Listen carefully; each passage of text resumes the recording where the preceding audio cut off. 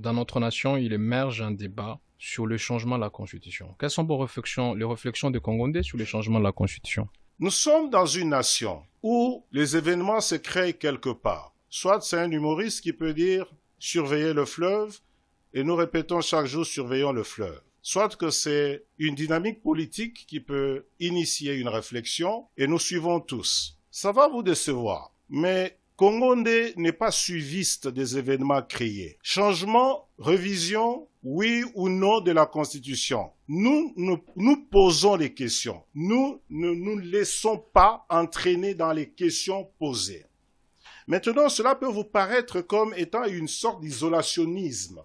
Vous pouvez penser que nous vivons en dehors de la réalité de notre nation. Non.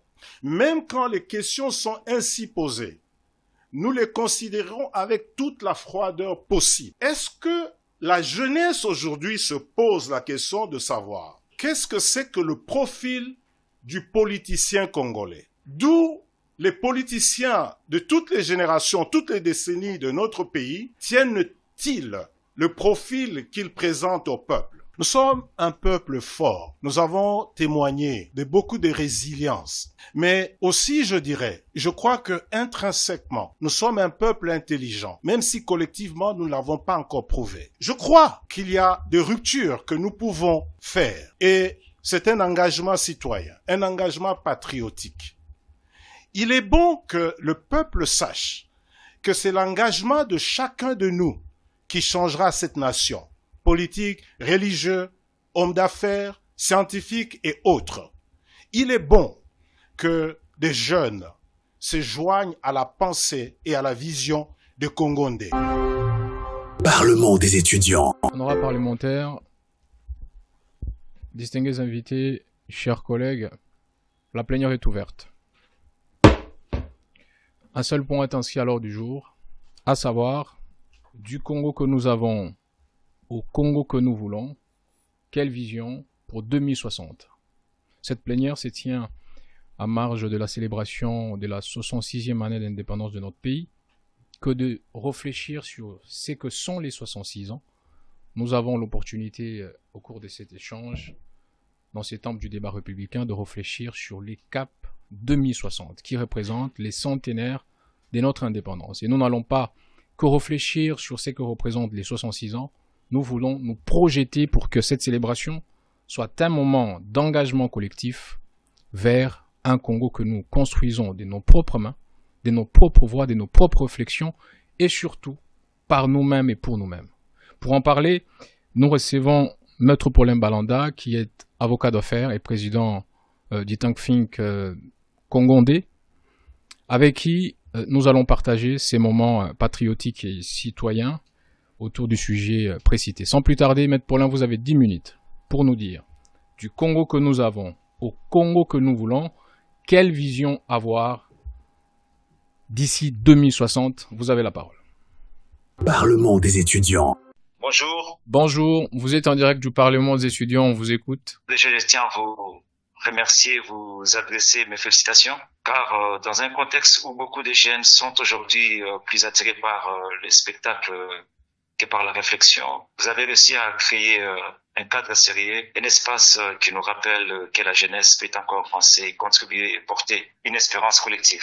Je suis en train de réfléchir sur comment faire parvenir ma contribution, ma modeste contribution d'ailleurs. Moi, je suis aux États-Unis et je ne sais pas comment faire pour vous le faire parvenir. Vous avez un compte ou vous avez un moyen de transfert? Le moyen le plus sûr pour nous parvenir de l'argent, vous pouvez télécharger l'application Sandwave et à partir de l'application, vous pouvez nous envoyer directement l'argent sur M-Pesa, sur Telmani ou sur des points de retrait express. C'est une application simple. Téléchargez-la, vous allez voir que les modalités sont simples et très rapidement, vous allez nous parvenir votre contribution. En tout cas, merci beaucoup, Président.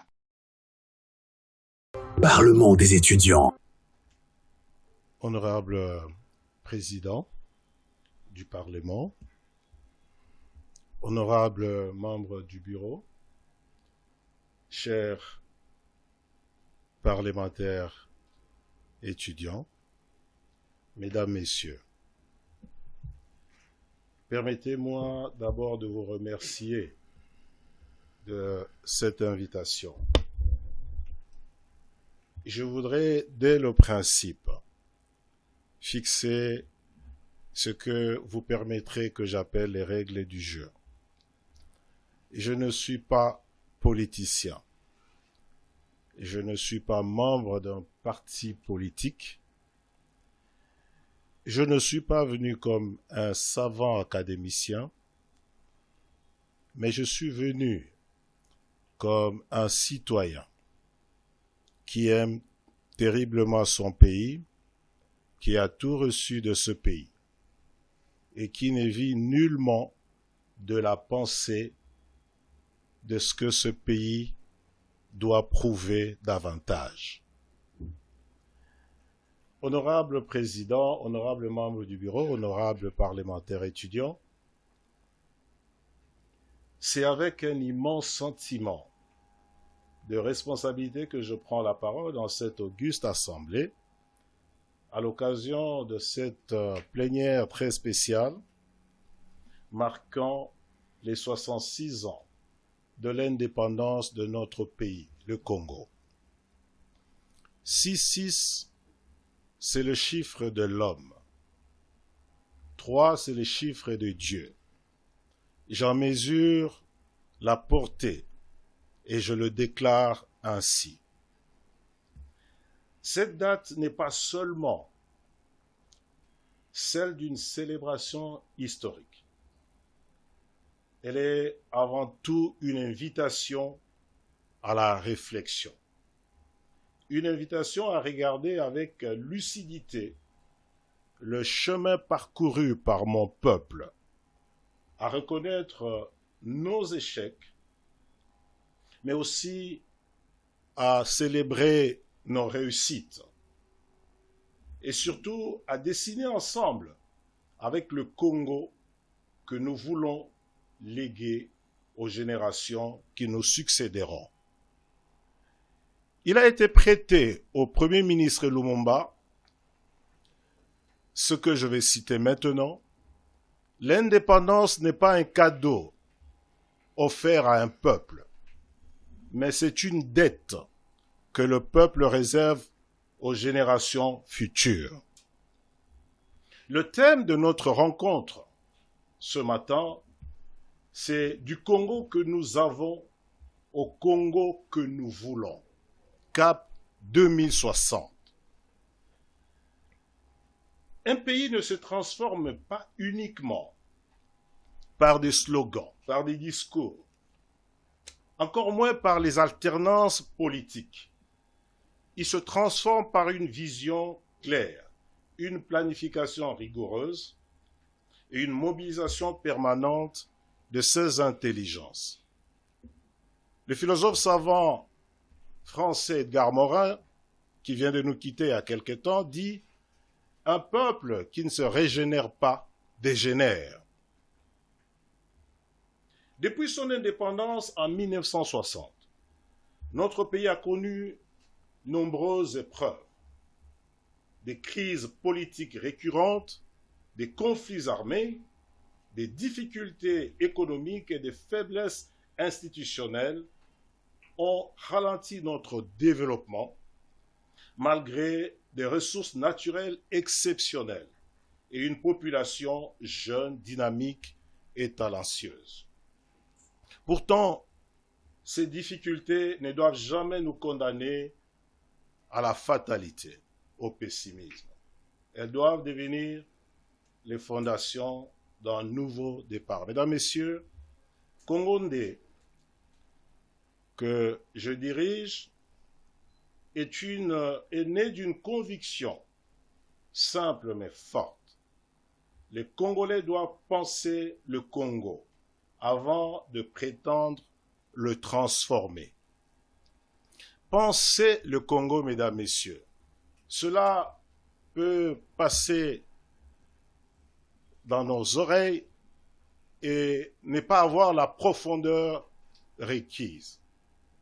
Mais je peux vous assurer que la sagesse nous apprend que Dieu a créé les cieux et la terre par sa sagesse et il les a fermis par son intelligence. sagesse et intelligence devraient être les attributs d'un peuple qui veut construire des paradigmes de transformation de sa nation. Pas une seule fois, mais à chaque bifurcation, à chaque moment de l'histoire. Et cela est un devoir. Notre organisation Congondé est certainement, et je n'ai pas peur de me tromper, la première expérience d'une société citoyenne d'intelligence stratégique. Nous ne sommes pas une organisation politique. Nous ne sommes pas une organisation religieuse quelconque. Nous ne prétendons jamais que le Congo est une nation prophétique. Et déjà, laissez-moi vous dire qu'il ne l'est pas. Le Congo a peut-être une vocation prophétique, comme François Fanon et d'autres l'ont déclaré, mais avoir une vocation prophétique est absolument différente d'être une nation prophétique. Mais cela n'est pas le sujet de cet exposé en ce matin. Nous sommes un peuple très intelligent, politiquement, mais il est temps d'apprendre à être intelligent citoyennement. Et la différence est de taille, puisque je m'adresse aux membres d'un parlement de jeunes. Parce qu'une nation qui ne se planifie pas subit les aléas de son avenir. Nous pensons que d'ici 2060, il nous faut parler aux jeunes et les amener à cesser d'être une force militante pour devenir une énergie stratégique. Et cela est très important dans le cheminement de cette nation. En 2060, notre population dépassera largement le 200 millions d'habitants. Et les défis démographiques, climatiques, technologiques et économiques exigeront de réponses préparées, pas demain, mais dès aujourd'hui. Notre vision repose dès lors sur un principe fondamental simple, le bon sens. Et comme vous le savez, le bon sens, c'est ce qui est en dessous de l'intelligence. Et ça, c'est le premier pilier sur lequel nous travaillons. Nous travaillons sur le bon sens, sur la sagesse d'un peuple et sur l'intelligence d'un peuple. Je suis allé voir dans mes recherches et j'ai trouvé que il existe dans le monde des agences de cotation de peuples, des agences qui cotent l'intelligence des peuples. Je ne vais pas vous donner les résultats de mes recherches, mais je voudrais vous signaler que depuis 2008 ou 2009, à l'université de Harvard, aux États-Unis, il s'est développé une théorie de la complexité économique. Et de façon caricaturale, cette théorie juge l'intelligence des peuples par leur production intellectuelle et leur production de biens et de services. Et par rapport à cet indice de la complexité économique, j'ai vu la place de mon peuple, de mon pays, et j'en ai souffert. Parce que il est établi par ces agences de notation que, eu égard à cet indice, nous sommes très loin. Il vous reste 3 minutes, Maître Paulin. Je vous en prie, Monsieur le Président, honorable Président. Que nous sommes très loin du statut que l'on peut reconnaître à un peuple intelligent. Ceci ne vient pas de moi. Congondé, dont je vous parle, a une vision en relais à la vision de père de l'indépendance. Du Congo que nous avons au Congo que nous voulons. Le Congo que nous avons, je n'ai pas besoin de vous dresser le constat. Et je sais à qui je m'adresse. Nous savons tous combien de crises auxquelles notre pays fait face. Je ne veux pas les citer. Mais je vais vous amener plutôt sur un autre terrain. Le terrain de ce que nous pouvons faire. Et cela à la suite de ce que Congondé peut vous proposer. Du Congo que nous voulons, du Congo que nous avons au Congo que nous voulons, nous proposons une vision ambitieuse pour la transformation de notre pays par l'innovation et l'inclusion, afin de bâtir d'ici 2060 un Congo grand, prospère, résilient et inclusif. La vision de père de l'indépendance d'un Congo grand repose aujourd'hui sur 3 piliers, selon que notre organisation la structure. L'innovation sociétale, premier pilier, l'innovation institutionnelle, deuxième pilier, et l'innovation technologique, troisième pilier. L'innovation sociétale,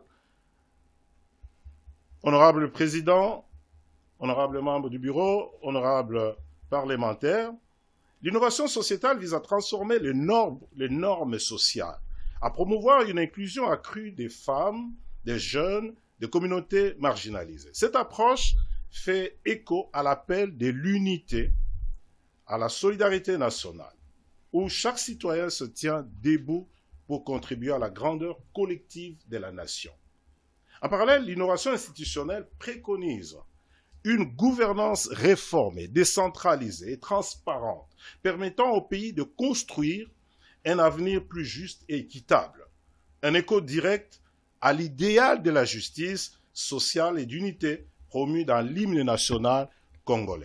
L'innovation technologique, quant à elle, est perçue comme un catalyseur essentiel pour soutenir les transformations sociales et institutionnelles.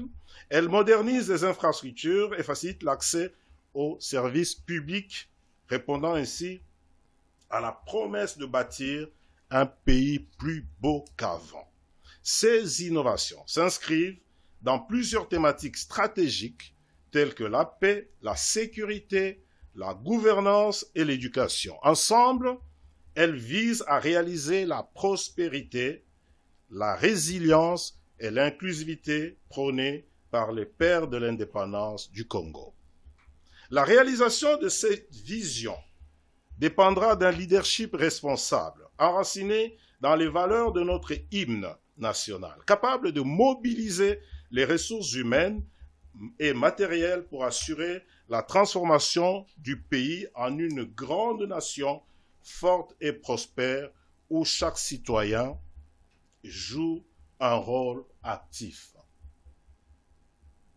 Mesdames, Messieurs, c'est une grande vision, mais il ne s'agit pas d'un ensemble juxtaposé de slogans, non. Il s'agit des choses que cette société stratégique, citoyenne d'intelligence stratégique, a conçues et est capable de répandre au milieu de jeunes de notre pays. Nous avons pensé à des projets comme les projets de foyers d'intelligence citoyenne au milieu des jeunes. Nous avons pensé à des foyers patriotiques et nous avons pensé à toutes sortes de mécanismes capables d'aider chaque jeune à transformer son intelligence en une opportunité économique et sociale, mais aussi en une opportunité éducative. Veuillez chuter. Que servirait-il à chacun de nous de se faire célébrer si il n'a pas un impact inspirant pour les générations qui viennent? Honorable Président, je vais chuter en disant que selon le tableau que nous dressons, en comparaison entre le Congo que nous avons et le Congo que nous voulons, aujourd'hui, la population du Congo est estimée à 111 millions d'habitants, avec plus ou moins 73,5% des populations vivant dans l'extrême pauvreté. 21% qui n'ont même pas accès à l'électricité. L'espérance de vie est de 60 ans. 30% de nos concitoyens sont utilisateurs de l'Internet. 30%. Et plus ou moins 554 $ est le PIB réel par habitant. Nous avons des défis majeurs. L'insécurité et les conflits persistants, les inégalités territoriales et sociales, une gouvernance encore fragile en dépit de très bonnes intentions dans plusieurs domaines, notamment les infrastructures, une faible transformation locale de nos ressources. Mais le Congo que nous voulons, c'est un Congo de prospérité partagée, d'une résilience face aux crises, de l'inclusivité territoriale et sociale, des services essentiels accessibles à tous, d'une économie diversifiée à forte valeur ajoutée, la paix, la sécurité et les institutions très solides, ce qui implique plus d'opportunités économiques pour tous, des services publics numérisés et performants, une meilleure valorisation des ressources naturelles, une cohésion sociale renforcée. Et tout cela sur 8 piliers stratégiques de la transformation, à savoir la paix et la sécurité, l'éducation, la gouvernance, l'administration territoriale, la justice et l'équité, la diplomatie, la sanctuarisation de ressources naturelles, et ce concept est un concept de notre société citoyenne d'intelligence stratégique, le concept de sanctuarisation et le développement inclusif. Le passage à ce Congo-là mérite que chacun de nous sorte de son confort égoïste pour aller dans un cadran de sacrifice. Et cela concerne non pas seulement, autant qu'on nous a habitués à regarder, ne concerne pas seulement ceux qui dirigent, ne concerne pas les majors ou les seniors, mais concerne les jeunes et tous ceux de nos enfants qui ont besoin de vous pour que demain qu'ils ne disent plus comme cette génération qu'ils répètent à tout moment, nous n'avons pas de modèle, mais que ceux qui viendront après vous disent, nous avons eu des modèles et nous en avons maintenant.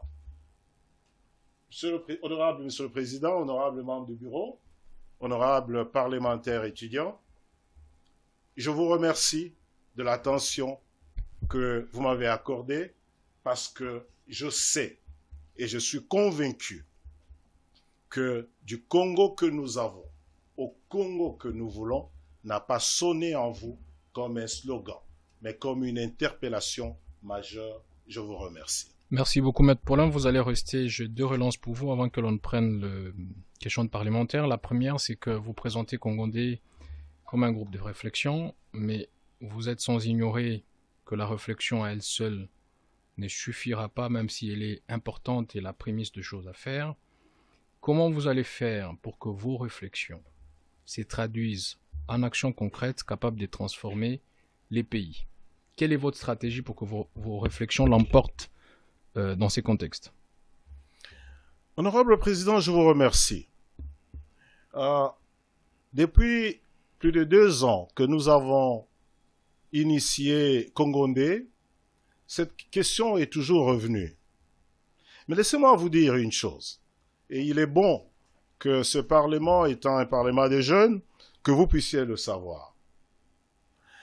Nous avons fait une sorte de répartition de travail dans la nation qui n'est pas totalement juste et équitable. Nous avons pensé que seules les sphères politiques peuvent réfléchir sur la nation, parce qu'elles seules ont les outils pour la mise en œuvre de toutes leurs réflexions. Mais je peux vous avouer que ce qui nous préoccupe avant tout, ce n'est pas l'émergence de nos réflexions au niveau politique. Ce n'est pas l'émergence de nos réflexions dans les milieux universitaires qui, en principe, devaient être de foyers d'intelligence et de réflexion, mais qui le sont de moins en moins, sans diminuer leur mérite. Ce que nous faisons, c'est comme si nous nous mettions à allumer les torches de nos téléphones dans une nuit noire pour éclairer le chemin où nous pouvons tout de même diriger nos pas. En somme, nous réfléchissons comme beaucoup l'ont fait dans d'autres pays qui ont été bien servis par les réflexions de leurs enfants, de leurs citoyens. Je ne veux pas vous citer beaucoup d'exemples, mais l'un de nous, chez Congondé, a l'habitude de donner la référence de l'ancien ministre d'État, secrétaire d'État américain Kissinger, qui, sorti de Harvard, a, dans un groupe, élaboré un document qui, au fil de décennies, a servi comme un document majeur pour la politique américaine et surtout la géopolitique américaine. C'est cela que nous faisons. Nous n'avons pas, comme nous l'avons dit au début, d'affiliation politique. Mais nous pensons que quelque part, autant que nous analysons que peu de nos partis politiques ont des cellules réellement d'études. Et même quand elles en ont, nous savons exactement ce qu'elles produisent. Nous pensons donc qu'à ce moment-là, il est bon que des foyers comme les nôtres et que d'autres foyers se multiplient pour que la réflexion, la production intellectuelle devienne quelque chose d'absolument réel et qui peut, en public comme de façon cachée, servir à ceux qui sont à la destinée de notre nation. Parfait, je vais prendre la deuxième relance, parce que vous êtes un groupe de réflexion. Dans notre nation, il émerge un débat sur le changement de la Constitution. Quelles sont vos réflexions, les réflexions de Congondé sur le changement de la Constitution? Il y a quelque temps, nous avions une activité au Pullman, et cette question nous avait été posée, de savoir quelles sont les réflexions de notre société citoyenne d'intelligence stratégique sur la Constitution. Encore une fois, honorable Monsieur le Président, permettez-moi de dire quelque chose de très important. Je vais parler de l'imagination et de la pensée, et je voudrais que vous puissiez me comprendre. Nous sommes dans une nation où les événements se créent quelque part. Soit c'est un humoriste qui peut dire « surveillez le fleuve » et nous répétons chaque jour « surveillons le fleuve ». Soit que c'est une dynamique politique qui peut initier une réflexion et nous suivons tous. Ça va vous décevoir, mais Congondé n'est pas suiviste des événements créés. Changement, révision, oui ou non de la Constitution. Nous posons les questions. Nous ne nous laissons pas entraîner dans les questions posées. Maintenant, cela peut vous paraître comme étant une sorte d'isolationnisme. Vous pouvez penser que nous vivons en dehors de la réalité de notre nation. Non. Même quand les questions sont ainsi posées, nous les considérons avec toute la froideur possible. Laissez-moi revenir, honorable Président, sur quelque chose que j'estime très important. Est-ce que la jeunesse aujourd'hui se pose la question de savoir qu'est-ce que c'est que le profil du politicien congolais? D'où les politiciens de toutes les générations, toutes les décennies de notre pays tiennent-ils le profil qu'ils présentent au peuple? Je vais essayer de vous le donner. Je ne suis pas historien, mais c'est de nos analyses. J'écrivais dans un groupe, et j'aurais été content de lire ce que j'ai écrit dans un groupe pour provoquer justement la réflexion. permettez-moi de vous lire rapidement, c'est juste une question. Allez-y, on va prendre les questions des Oui, étudiants. très rapidement, honorable président, permettez-moi. Voici la question. Avons-nous déjà pensé, imaginé, conceptualisé le Congo? Ou l'avons-nous simplement hérité, reçu, comme une juxtaposition de peuples, de cultures, avec des vices rédhibitoires inextricables, lesquels ont structuré notre ADN collectif? En somme, honorable Monsieur le Président, est-ce que la jeunesse peut penser le profil du politicien congolais? Brièvement, nous avons commencé avec une classe politique qui a débuté, permettez-moi la tautologie, dans les méandres du conflit.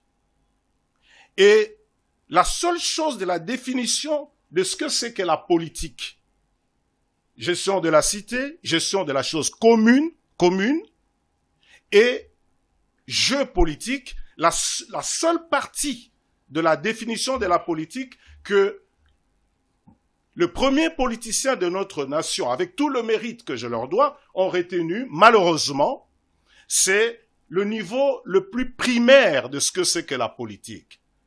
Le jeu politique. Le jeu politique est une déviance qui vous entraîne à des déviances inextricables. On pense que faire la politique, c'est savoir déstabiliser l'autre. Mais ce n'est pas ça la politique.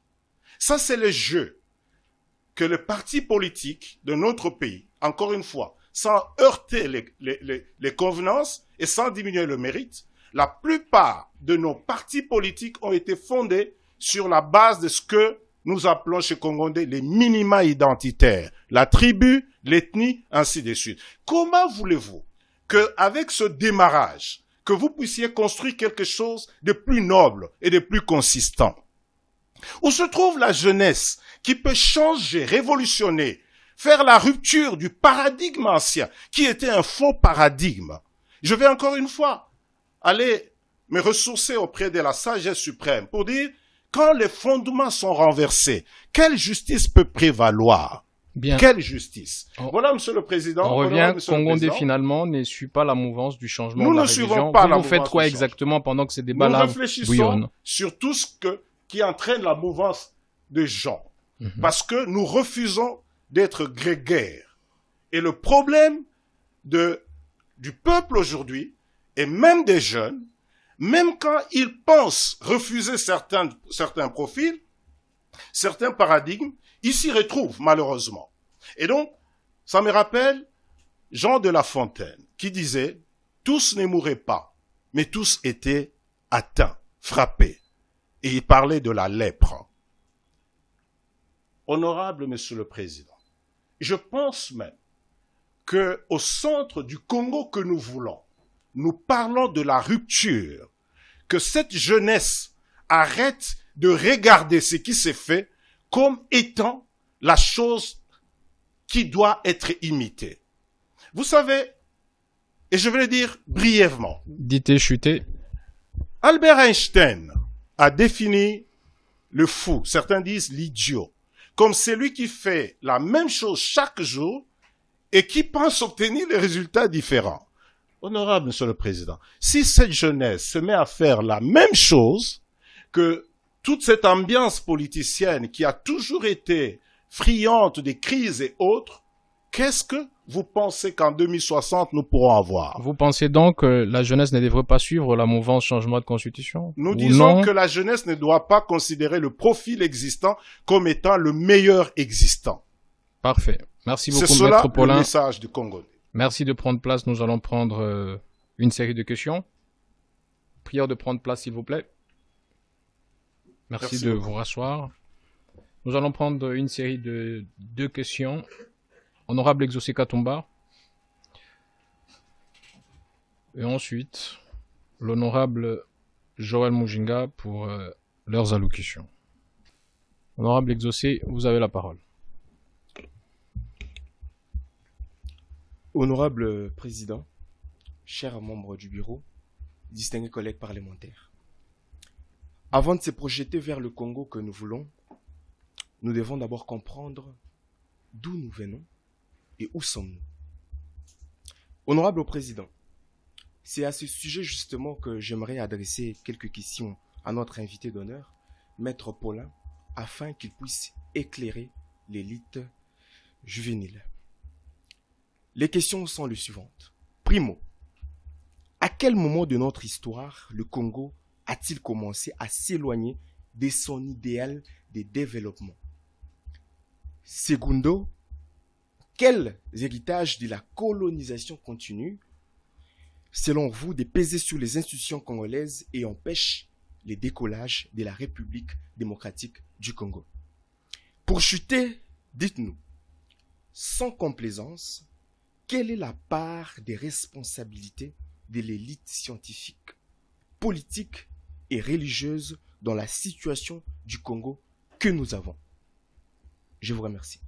Merci, honorable Exaucé Katumba. Honorable Joël Mujinga pour son allocution. Honorable Président, honorables membres du bureau, distingués collègues. Maître Paulin, dites-nous, quelle culture politique faut-il mettre en place pour bâtir le Congo que nous voulons d'ici 2060? Je vous remercie. Merci, honorable Joël. Maître Paulin Balanda pour rencontrer les deux préoccupations. Et entre-temps, les honorables Daniel Lufungula et Priska Ilumbe se préparent. Honorable Monsieur le Président, je voudrais remercier les honorables qui sont intervenus tout à l'heure, mais je vais déjà solliciter l'indulgence de l'honorable Katumba pour la deuxième question, que je n'ai pas notée tout de suite. La première question, c'est à quel moment le Congo a commencé à s'éloigner de l'idéal de son développement. Si vous m'avez compris, je vais peut-être heurter certaines convenances. Quand vous analysez notre hymne national, vous vous rendez compte que tous les débuts réfèrent à la souffrance. Et le Premier ministre Lumumba est quelqu'un qui est reconnu comme ayant surfait sur tous ces sacrifices, toutes ces souffrances par lesquelles nous sommes passés. Et vous arrivez à la fin, vers la fin, et vous trouvez que nous bâtirons ton sol et nous ferons de toi un pays plus beau qu'avant. Alors la question, c'est de savoir quel était l'idéal de notre développement. Je ne veux pas faire l'histoire, mais je voudrais simplement que vous puissiez savoir qu'aujourd'hui, dans cette salle se trouvent des honorables parlementaires plus outillés scientifiquement que beaucoup de nos pères de l'indépendance, qui étaient pour la plupart des personnes qui ont étudié selon le système d'alors, ce qui ne diminue pas leur mérite, naturellement. Mais c'est pour vous dire que la complexité que nous avons aujourd'hui, la complexité de l'information, la complexité des connaissances, la complexité de l'intelligence et des enjeux que nous avons aujourd'hui n'était pas à ce temps-là.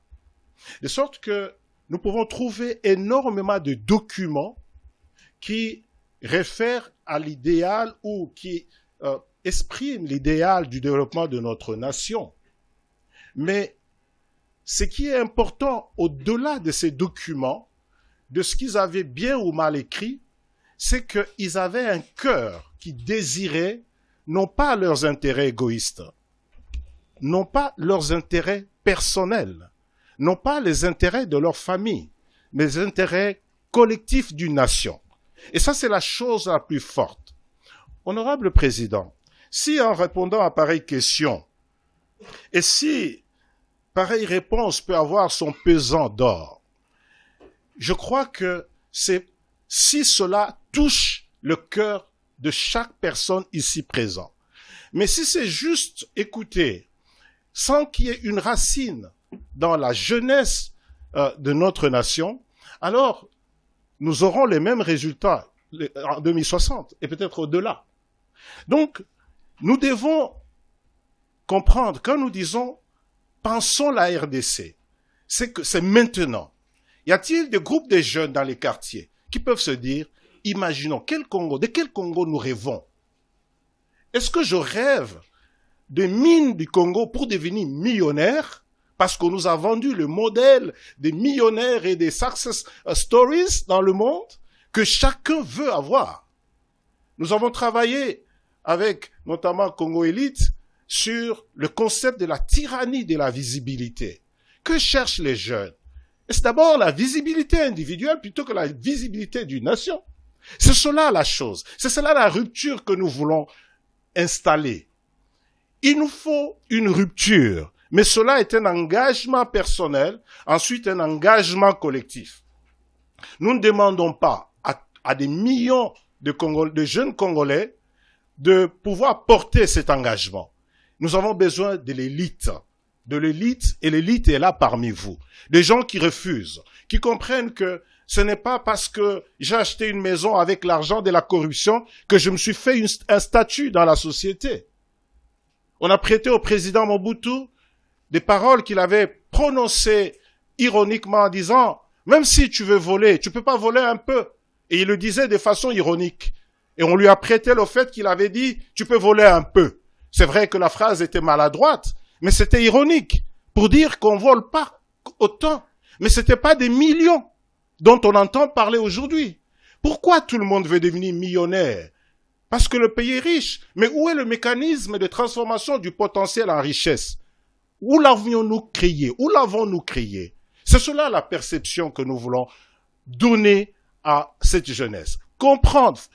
Faire comprendre à la jeunesse qu'il y a un idéal de développement qui doit être conçu, imaginé, écrit.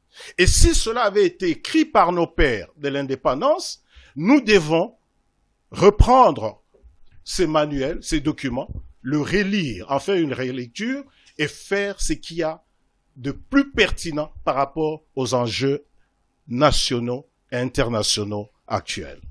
Ça, c'est la première question. Naturellement, je manquais la deuxième. La deuxième, il demandait est-ce qu'il y a un héritage colonial qui pèse aujourd'hui sur les institutions et les modèles politiques? Oui, il y a un héritage. Ceci ne m'engage pas en tant que président de Congondé. Ça m'engage en tant que maître Mbalanda. J'ai refusé de faire la politique. J'ai, il y a quelques années, fondé un cabinet d'avocats qui est le premier à être une société d'avocats parce que je voulus faire la rupture du paradigme ancien. Le paradigme ancien, c'est que, ayant eu le premier avocat congolais, si je ne me trompe pas, en 1963, ne considérant pas celui qui n'était pas congolais, qui était un homme extraordinaire et qui était à la table ronde, ayant eu le premier avocat en 1963, nos lois établissent que les avocats peuvent travailler aussi en forme de société. Mais comme nous sommes dans une culture en permanente conflit avec la notion d'association, je dis bien la notion d'association et la notion de l'intelligence collective, c'est en 2008 qu'est apparu le premier établissement de conseil de tous nos barreaux, qui est une société d'avocats avec un partage extraordinaire. Mais nous avons rejoint, sans le savoir, ou peut-être que je le savais, la notion de branding, qui fait qu'aujourd'hui, beaucoup d'institutions internationales font confiance, non pas au nom d'une personne, mais au nom d'un brand, au brand d'une organisation. C'est de cela qu'il s'agit aussi. Ce qui s'est passé, c'est que, avec l'indépendance, nous avons cru, et c'est un politicien qui le disait dernièrement, je ne sais pas si certains ont suivi, que nous avions chacun son diplomate chez qui on allait parler, rendre compte. Honorable Monsieur le Président, peut-être vous avez suivi cette vidéo, je ne veux pas citer le nom de qui que ce soit, mais j'analyse les faits de ma société. Et donc, on a compris que cela a perduré, que chacun pensait que pour se réaliser en tant que politicien, il faut absolument avoir des appuis externes, des souffleurs externes, des penseurs externes. Comment, à partir de ce moment, construire une idéologie propre à soi? Comment penser réellement sa nation, son pays, si chaque fois, derrière les rideaux, les souffleurs sont autres et Ces autres souffleurs sont ceux qui vous embrouillent pour que vous ne puissiez jamais réussir quelque chose. Donc, il y a eu un héritage colonial. Nous avons été colonisés par la Belgique. Et au fil des années, nous nous sommes rendus compte que de nombreux conflits que nous avons dans l'écosystème politique ne sont que l'ADN de ce que nous avons reçu du fait de la colonisation. Est-ce que vous allez continuer sur ce chemin-là? Est-ce que vous allez comprendre que même si nous ne nous entendons pas sur un point idéologique, mais nous devons avoir un fond commun qui nous unisse pour le Congo? C'est cela. Parce que en réalité, lorsque on se livre à ces jeux politiques, et je vous disais que le jeu politique, c'est le niveau le plus bas de la politique. C'est comme ça que vous entendez dans nos populations, les gens disent, le politicien, c'est celui qui ment. Vous avez déjà entendu ça. Pourquoi? Parce qu'on nous a légué la chose la moins noble de la politique. Mais quelle est la chose la plus noble de la politique? La chose la plus noble de la politique, c'est les vertus que nous devons avoir pour conduire une cité, pour gérer la chose commune. C'est cela que nous devrions avoir. Et les jeunes doivent aspirer à cela et non aspirer à être le Messi ou le Ronaldo, puisqu'il s'agit de la Coupe du Monde en ce temps, de jeux politiques, de jeux ignobles qui n'ont rien à voir avec l'intérêt commun, avec l'intérêt du peuple. Et quand je parle du peuple, je parle de la maman de chacun de nous, je parle du papa de chacun de nous, et je parle du frère de chacun de nous. Voilà, Monsieur le Président. Ça, c'était pour la deuxième question. Et la troisième question, sans complaisance, quelle est la part de l'élite politique, religieuse et scientifique? Je ne vais pas faire la comptabilité, mais j'ai un ami que je célébrais, dont je célébrais les 60 ans hier, qui est un homme extraordinaire, d'une intelligence phénoménale. Je dis que ce monsieur n'avait pas le droit d'aller s'asseoir dans une administration et travailler.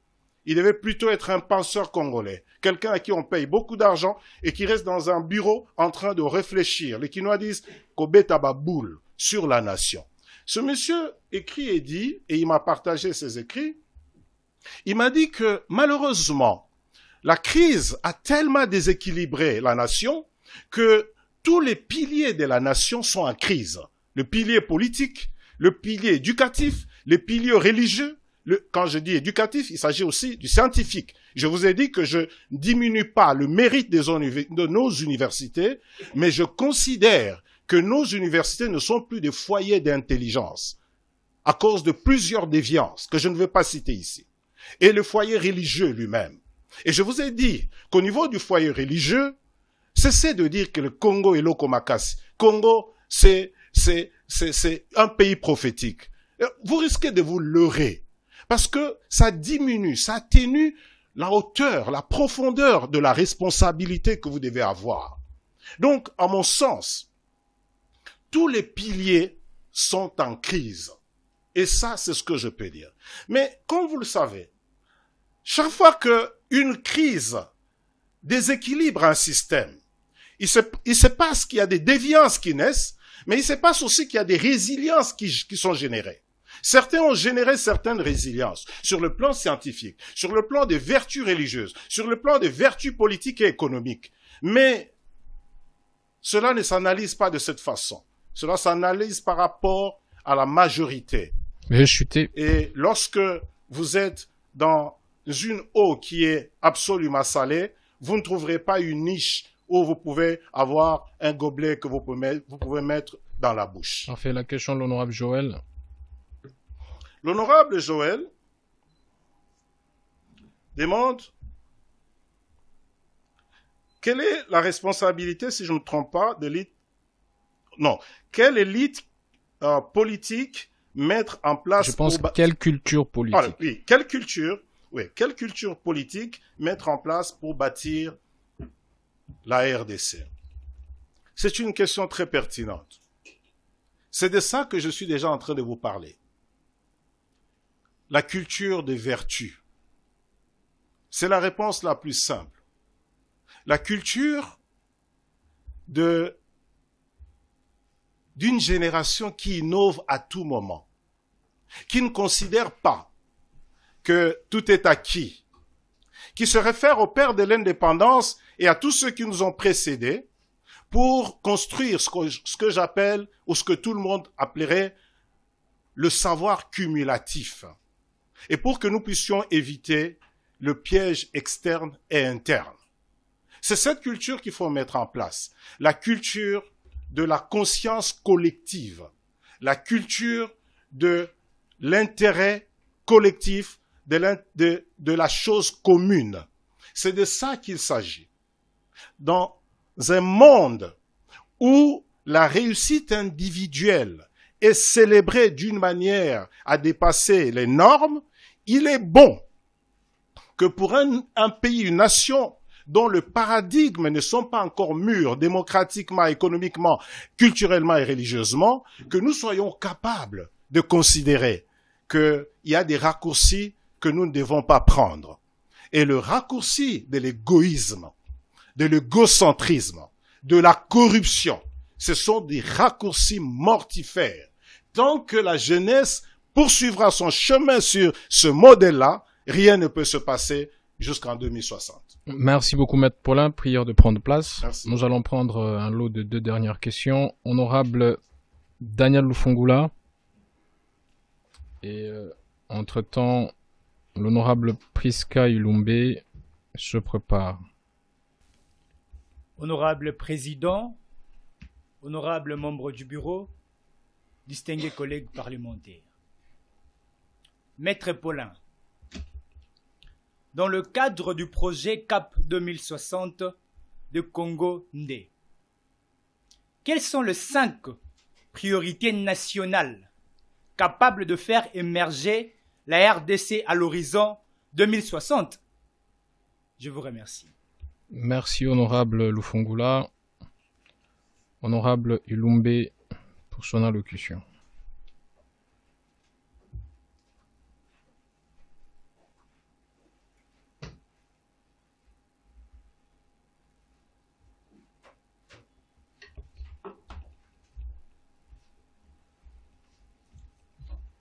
Le peuple n'attend pas des discours, mais des preuves, des actions concrètes. Président, membres du bureau, chers collègues, Maître Paulin, merci pour votre allocution.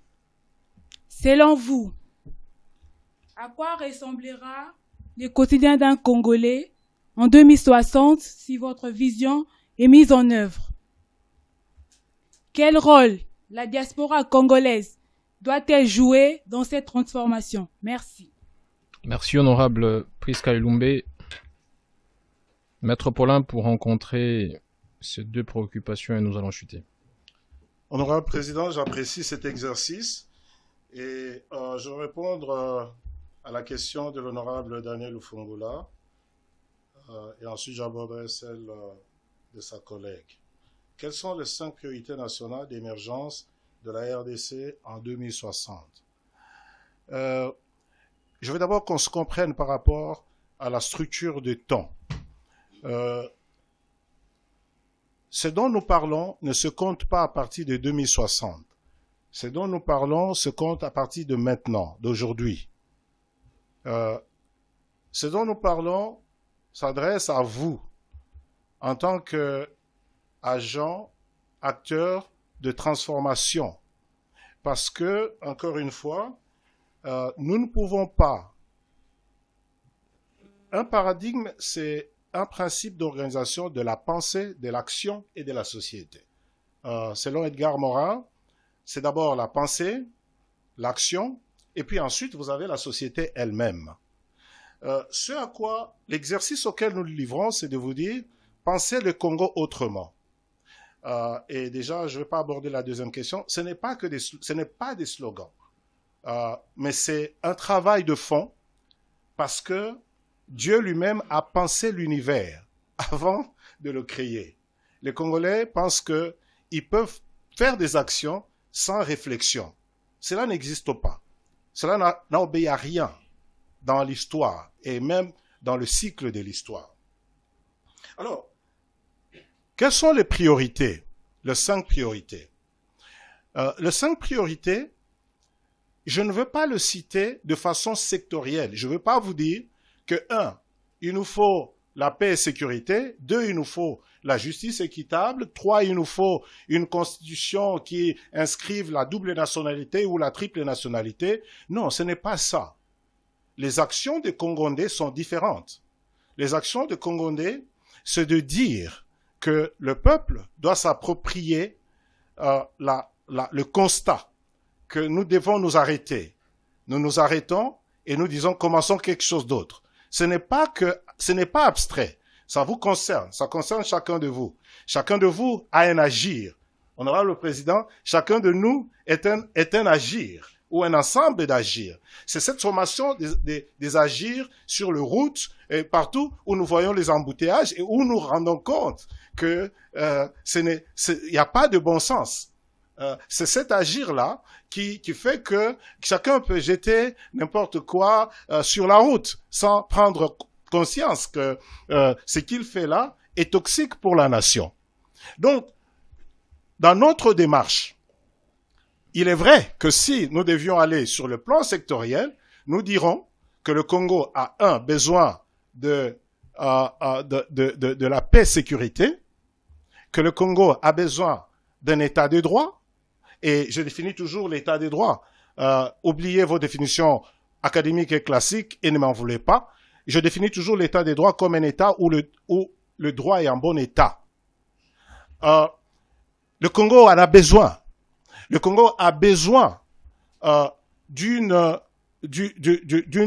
économie inclusive où chacun peut trouver la chance à réussir et que les institutions qu'on crée, que je ne vais pas citer, ne soient pas des institutions d'exclusion de certains. Je connais, parce que je suis avocat dans le domaine des mines, je connais un tout petit peu ce qu'était la sous-traitance avant la création de l'autorité de régulation de la poste, de l'autorité de régulation de la sous-traitance, et je sais exactement ce qu'est la sous-traitance aujourd'hui. Je ne veux pas en dire beaucoup. Nous avons fait organiser une conférence là-dessus. Bref, je pouvais vous citer pareille priorité, mais le danger par rapport à ça, c'est quoi? Vous retrouverez tout de suite l'approche des partis politiques. Nous ne sommes pas un parti politique. Nous sommes une organisation d'intelligence stratégique, une société citoyenne.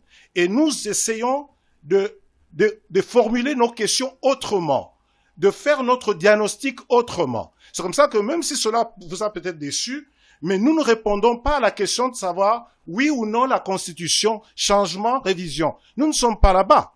Nous sommes à d'autres formulations de questions.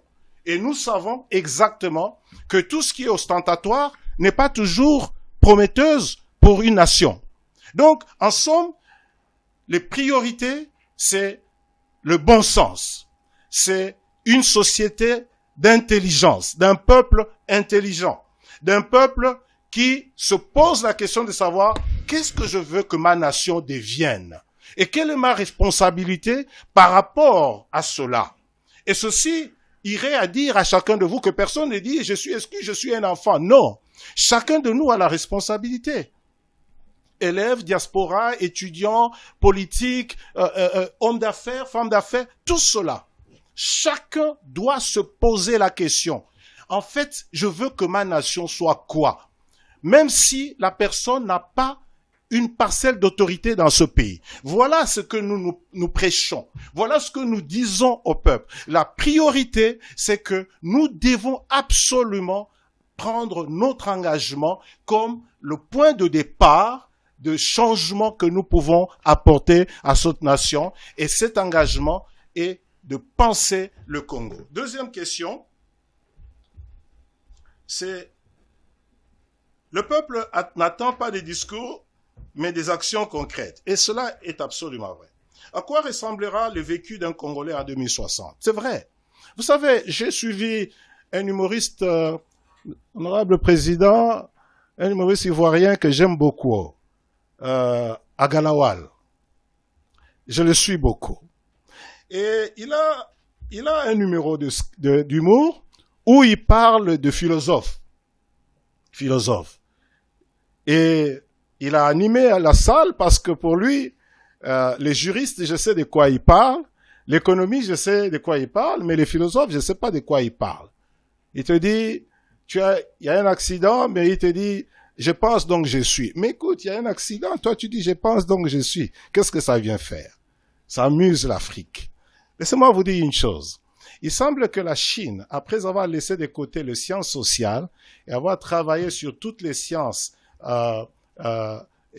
comme on dit, exactes, et créé tout ce que vous savez, aujourd'hui ils sont en train de vouloir revenir sur les sciences sociales. L'humain, l'homme. Et donc, le discours de la pensée de cette nation, de l'avenir de cette nation, du devenir de cette nation, n'est pas quelque chose d'abstrait, c'est quelque chose de concret. Autant que vous m'entendez, je crois qu'aujourd'hui vous avez entendu que je vous ai dit, cessez d'imiter le profil que vous voyez. Ce n'est pas le meilleur. Cherchez le profil le meilleur. Parce que si, dans d'autres démocraties, où les paradigmes démocratiques ont atteint la maturité, ils peuvent se perdre dans beaucoup de choses. Nous devons veiller parce que nous sommes une jeune démocratie et 66 ans n'ont pas été les 66 ans de la démocratie. Nous avons la démocratie depuis peut-être, on va dire, entre guillemets, 90. Mais là encore, les analystes et les spécialistes peuvent dire qu'il ne faut pas compter à partir de 1990. La pensée. Vous devez réfléchir toujours. Et à partir de ce moment-là, savoir quel sera le vécu du Congolais en 2060. Si nous commençons aujourd'hui, nous pouvons au moins être sûrs qu'avec le changement de l'agir, avec la pensée, le rêve que nous pouvons nous faire de cette nation, avec le profil que nous pouvons construire nous-mêmes de ce que c'est qu'un politicien de demain, de 2030, 2040, jusqu'en 2060, je suis sûr que ce n'est pas difficile de voir émerger des choses qui peuvent vraiment faire dire au monde entier, il y a un miracle congolais. Les gens citent beaucoup Singapour, et j'entends beaucoup de politiciens parler de Singapour. Et je dis toujours, c'est bien, même de la Chine, c'est très bien, mais est-ce que le mindset de mon peuple est-il celui des Singapouriens ou des Chinois? Avons-nous la même discipline? C'est tout cela le problème. Toute comparaison ne vous donne pas raison. Et donc, il faut qu'on soit très, très prudent avec tous ces schémas-là qui nous sont parfois présentés. Je pense que la réponse, je ne la donne pas de façon cash. Quel sera le vécu du Congolais en 2060? Vous êtes jeune, j'ai 60 ans maintenant, bientôt 61 ans. Et donc, en 2060, je serai peut-être là, mais sûrement que je ne serai plus là.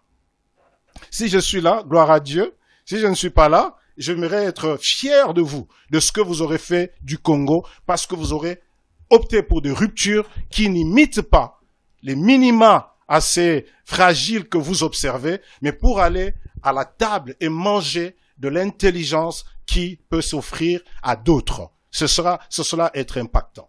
Chuté, il y a une deuxième question. Il parlait de quel rôle la diaspora peut jouer dans cette perspective. Alors, honorable président, quand je parle de la diaspora, si je parle à la diaspora, je tiendrai le même discours.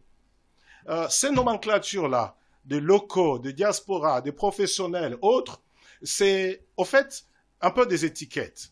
Mais les économistes peuvent structurer l'apport de chacun. Je crois qu'aujourd'hui, la diaspora nous apporte la preuve que le peu de ce que ils ont reçu dans le vécu de ce pays où ils sont peut nous apporter un peu de bonheur. Alors, je ne vais pas aller chercher loin. Laissez-moi vous dire quelque chose qui va peut-être vous choquer. Savez-vous que d'un point de vue de notre Constitution, notre équipe nationale qui joue la Coupe du Monde et qui va jouer demain matin, c'est une équipe des étrangers. Est-ce que vous le savez? Que la Constitution congolaise dit que la nationalité congolaise est une et exclusive. Je ne sais pas si le capitaine Chancel Bemba est toujours congolais avec Méchac, mais tout le reste, je pense, et je serais heureux de me tromper et de trouver que sur une équipe des 26 qui sont là, il y a peut-être la moitié qui sont des Congolais. Mais je ne crois pas. Je pense que plus de la moitié n'est pas congolais. Et ces jeunes gens dont je salue, dont je célèbre l'engagement pour la nation, qui n'ont, pour beaucoup d'entre eux, jamais été au Congo, sinon pour venir jouer des matchs pour le compte du Congo sont donc des étrangers. Et nous en bénéficions pourquoi, honorable Monsieur le Président? Nous en bénéficions, rendez-vous compte. Vous m'avez posé la question sur la Constitution. Je vous ai déjà répondu. Mais je reviens encore d'une autre manière pour vous répondre. Rendez-vous compte que tous ces jeunes gens-là sont des étrangers et qu'ils ne jouent pour le Congo qu'en vertu d'une fiction juridique établie par une association internationale privée qu'on appelle la FIFA. Vous entendez? Que c'est simplement parce que cette association internationale privée a déclaré, établi un jour, que si vous avez un parent originaire d'une nation quelconque, donc si Messi avait un parent de loin originaire du Congo, il pouvait aussi choisir de venir jouer au Congo. Mais qu'est-ce que nous avons investi en Messi pour pouvoir récolter de lui? Est-ce que vous comprenez? Je suis en train de vous déranger. Je suis en train, même si vous ne le voulez pas, mais ça me plaît de vous déranger. Parce que parfois, on ne réfléchit pas à ça. Si nous devons moissonner de l'effort de tous ces jeunes qui sont au mondial pour le compte du Congo, combien le Congo a-t-il s'aimé en eux? Dans quel championnat national ont-ils joué? Qui a payé leur minerval, leurs frais dans les écoles de foot? Est-ce le Congo? Vous comprenez? Peut-être beaucoup d'entre eux, leurs parents ont même déjà changé de nationalité. Est-ce que ça ne vous amène pas à la réflexion? Est-ce que ça vous donne un regard sur la Constitution? Ainsi de suite. Voyez, nous aimons vivre dans des carcans archaïques. Et c'est ce que nous faisons. Nous devons changer. Nous devons révolutionner les choses. Nous devons penser à toutes ces choses. Et c'est cela dont je vous parle. Parce que nous avons été totalement structurés avec un ADN de la chasse et de la cueillette. De sorte que même vous célébrez toutes les fortunes politico-administratives. Dans un pays où les fortunes politico-administratives dépassent de loin les fortunes qui se créent correctement selon le système économique, il y a un problème. Il y a un problème. Voilà, Monsieur le Président. Alors, nous allons chuter à l'occasion des 66 ans de l'indépendance. 1 minute, message du président du Congo au peuple congolais. Voici le message que nous donnons à notre nation. Nous sommes un peuple fort. Nous avons témoigné de beaucoup de résilience. Mais aussi, je dirais, je crois que intrinsèquement, nous sommes un peuple intelligent, même si collectivement, nous ne l'avons pas encore prouvé. Je crois qu'il y a des ruptures que nous pouvons faire. Et c'est un engagement citoyen, un engagement patriotique. Il est bon que le peuple sache que c'est l'engagement de chacun de nous qui changera cette nation, politique, religieux, hommes d'affaires, scientifiques et autres. Il est bon que des jeunes se joignent à la pensée et à la vision de Congo-Ndé, la vision d'une transformation de la nation, non pas sur des promesses quelconques, mais sur des engagements personnels et des engagements dont la sommation peut faire une dynamique collective très prometteuse pour cette nation. Cap 2060, c'est un rêve, c'est une vision, mais qui est possible à être mise en place et à être exécutée pour le bonheur de notre nation. Ne recherchez pas à imiter ce qui est médiocre. Cherchez à imiter ce qui est excellent. Et puisque je parle au Parlement des jeunes, je dirais, l'excellence n'a pas une définition singulière congolaise. L'excellence a une définition universelle. Et si nous nous mettons dans ces valeurs universelles, conjuguées à nos valeurs traditionnelles, locales, nous pourrons bâtir un pays plus beau qu'avant. Voici le message de notre société citoyenne d'intelligence stratégique congolais. Merci beaucoup, Maître Paulin. Prenez place. C'en est fini pour aujourd'hui. Honorables parlementaires, distingués invités et chers collègues, vous tous qui nous suivez de partout à travers le monde, merci d'avoir suivi cette intellection. et de prendre votre part pour contribuer à la construction effective du Congo que nous voulons d'ici 2060. Plus rien n'étant à l'ordre du jour, la plénière est levée. Parlement des étudiants. Bonjour. Bonjour, vous êtes en direct du Parlement des étudiants, on vous écoute. Déjà, je tiens à vous remercier, vous adresser mes félicitations, car dans un contexte où beaucoup de jeunes sont aujourd'hui plus attirés par le spectacle que par la réflexion, vous avez réussi à créer un cadre sérieux, un espace qui nous rappelle que la jeunesse peut encore penser, contribuer et porter une espérance collective. Je suis en train de réfléchir sur comment faire parvenir ma contribution, ma modeste contribution d'ailleurs. Moi, je suis aux États-Unis et je ne sais pas comment faire pour vous le faire parvenir. Vous avez un compte ou vous avez un moyen de transfert? Le moyen le plus sûr pour nous parvenir de l'argent, vous pouvez télécharger l'application Soundwave et à partir de l'application, vous pouvez nous envoyer directement l'argent sur M-Pesa, sur Telmoney ou sur des points de retrait express. C'est une application simple. Téléchargez-la, vous allez voir que les modalités sont simples et très rapidement, vous allez nous parvenir votre contribution. En tout cas, merci beaucoup, Président.